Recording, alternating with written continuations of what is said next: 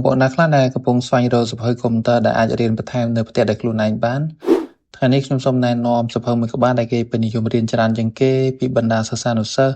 លោកគ្រូអ្នកគ្រូនិងអ្នកធ្វើការងាររដ្ឋបាលទូទៅ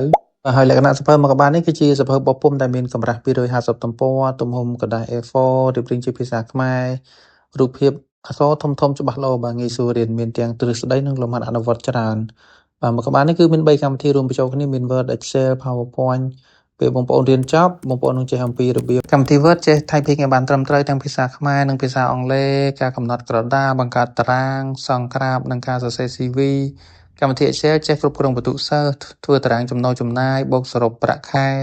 ចំណែកឯកម្មវិធី PowerPoint ចេះបង្កើត slide ចលនាអក្សររូបភាព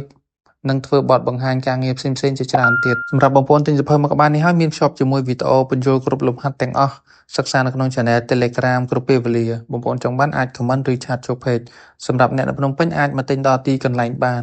ចំណែកឯបងប្អូននៅតាមបណ្ដាខេត្តផ្សាយជូន25ខេត្តក្រុងបាទសូមអរគុណ